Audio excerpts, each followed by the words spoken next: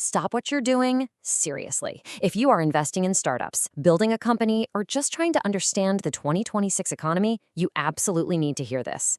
Everything you thought you knew about venture capital, it has completely flipped. Welcome to The Explainer.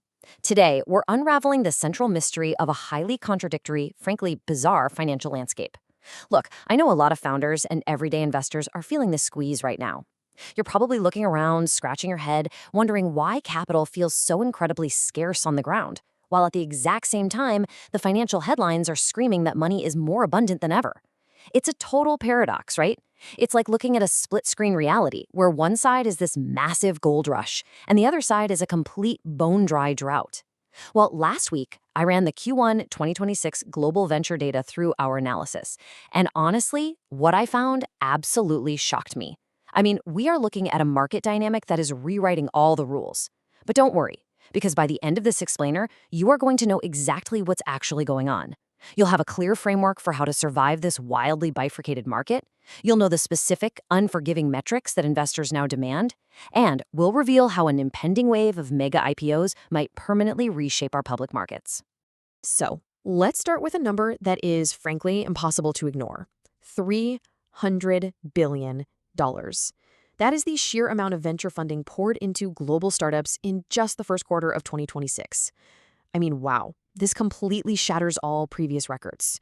Just to put this immense volume of cash into perspective, this single quarter nearly matched 70% of all venture capital spending for the entire year of 2025. 70%. It's an all-time high that isn't just beating previous quarters, it is literally lapping them. But before we go popping champagne and celebrating a brand new golden age of startup funding, we have to look under the hood at exactly where this money is actually going. Now, what's really interesting about this data is the jaw-dropping concentration of that capital. Out of that massive $300 billion pie, OpenAI alone took an astonishing $122 billion slice. Then another $66 billion went to just 3 other companies, Anthropic, xAI, and Waymo. So what does that leave? Only $112 billion for literally every other startup on the planet. Think about that. Just 4 companies captured nearly 65% of all global venture funding in a single quarter. This is not a rising tide lifting all boats, no way. This is a tidal wave hitting exactly 4 incredibly massive ships. Section 1. The Great Venture Bifurcation. Record dollars, fewer checks.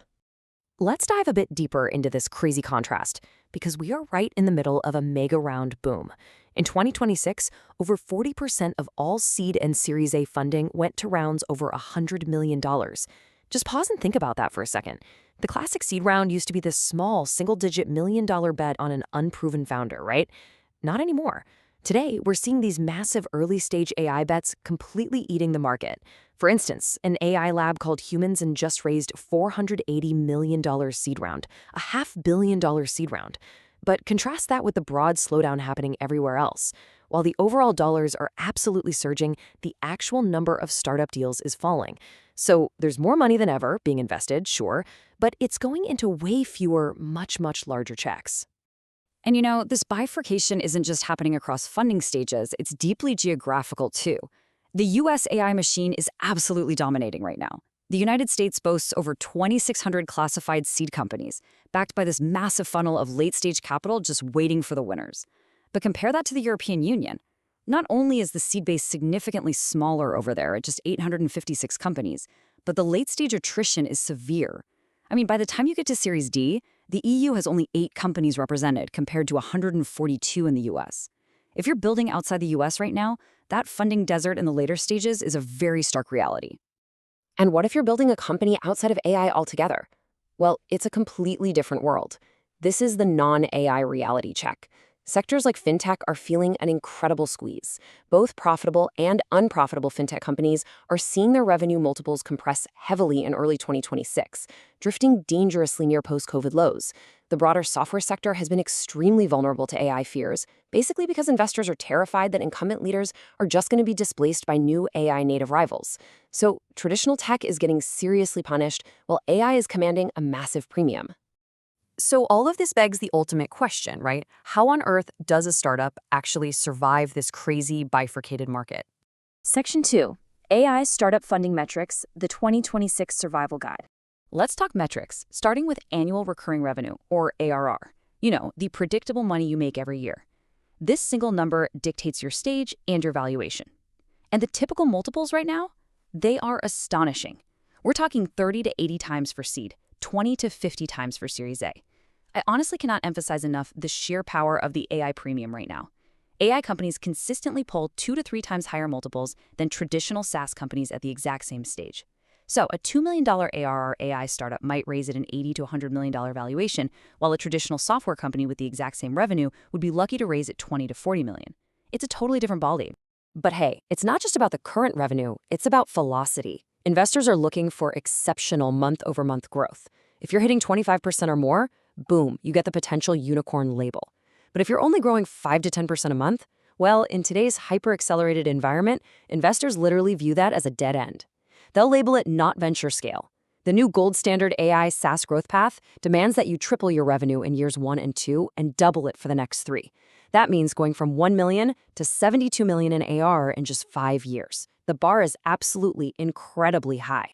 But here is where the rules of business are fundamentally changing, and it's a real game changer, the AI efficiency advantage. Because AI tools are slashing the costs of building software, the burn multiple, meaning how much cash you burn to generate a single dollar of new revenue, is completely transforming.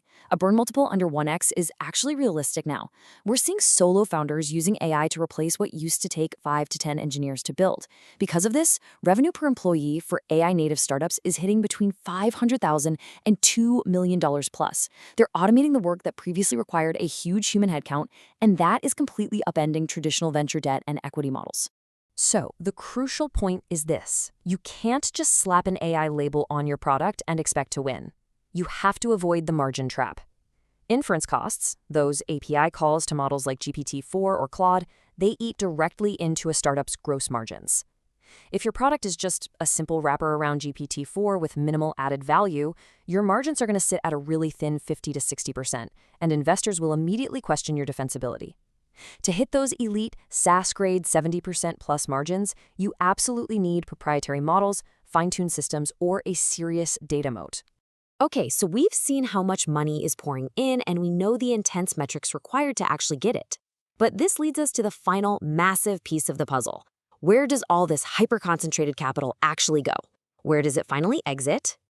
Section 3. The Liquidity Endgame, 2026's Mega IPO Class.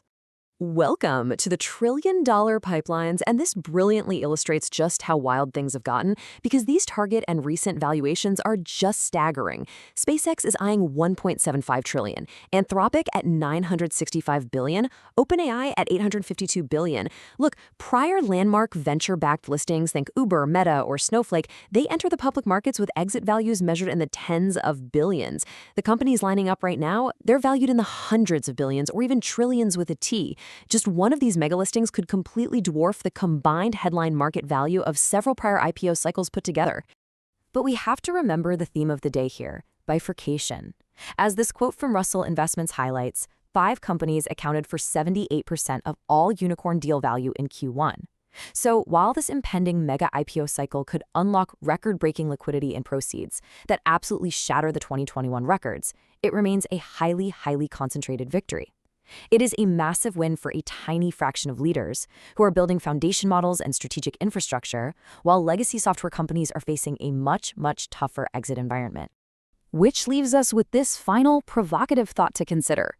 If these trillion-dollar titans actually list in a compressed window, will they permanently reshape the leadership of our public market benchmarks?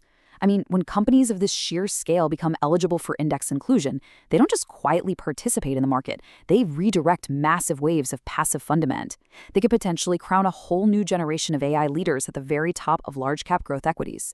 The venture capital world has already bifurcated. Now, in 2026, the public markets might be next. So keep an eye on those fundamentals, watch the concentration, and we'll see how the rest of this truly historic year unfolds. Thanks for learning with me today.